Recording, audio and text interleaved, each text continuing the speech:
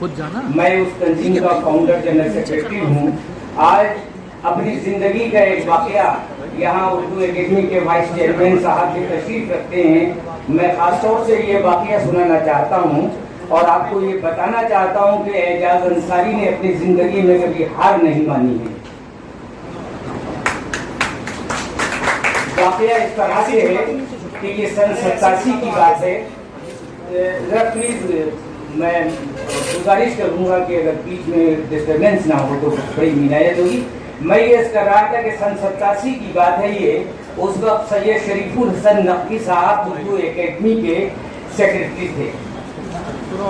मैं नई नई शायरी कर रहा था और ये खुमार था कि मैं लाल किले का मुशायरा पढ़ूं, उसमें शिरकत करूं। सदीकुर रहमान किदवाई साहब जो कि उर्दू एकेडमी गवर्निंग काउंसिल के उस वक्त मेंबर थे, मेरे एक दोस्त के जरिए और इत्तेफाक से मेरे दोस्त आज की इस बस में इस महफिल में तशरीफ रखते हैं, यहाँ आए हैं। उन्होंने सदीक साहब से कहा और सदीक साहब ने शरीफुल हसन नकवी साहब से बात की और मुझे हुक्म मिला कि आप शरीफुल हसन नकवी साहब से जाके उर्दू एकेडमी के ऑफिस में मिल लीजिए। मैं शरीफुल हसन नकवी साहब के पास पहुंचा, वो अपने ऑफिस में थे। मैंने पर्ची भेजी, सदीकुर रहमान किदवाई मैंने रेफरेंस में लिखा। उन्होंने मुझे फौरन बुला लिया और बुलाने के बाद मुझसे पूछा कि एजाज साहब आपने किन किन मुशायरों में शिरकत की है। एक दो मुशायरे जो मैंने अपनी जिंदगी में उस वक्त तक पढ़े थे वो बता दिए। वो बहुत परेशान दिखाई दिए। उनकी हालत ये थी कि वो ऑफिस में इस कोने से उस कोने तक टहल रहे थे और मैं बैठा हुआ था। और उन्होंने उसके बाद एक जुमला कहा मुझसे और वो जुमला ये था कि एजाज साहब ऐसा ही है कि जैसे मैं डिनर पर गवर्नर साहब को बुलाऊं और उसमें एक चपरासी को भी मदद कर दूं। उनका शरीफुल हसन नकवी साहब का ये जुमला मेरे ऐसा लगा कि मेरे पूरे जिस्म को चीरता हुआ निकल गया है।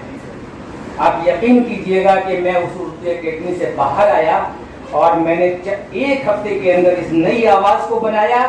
और जो कुंवर महेंद्र सिंह बेदी हयात वाइस चेयरमैन थे उर्दू एकेडमी के, वो नई आवाज के चीफ पैटर्न थे और वो मुशायरे किए। पहला मुशायरा सन 88 में किया जिसमें हिंदुस्तान के तमाम सफे अव्वल के शोरा शरीक थे और जिसमें अर्जुन सिंह, गुलाम नबी आजाद और जियाउर रहमान अंसारी 3 कैबिनेट मिनिस्टर जलवा अफरोज हुए थे।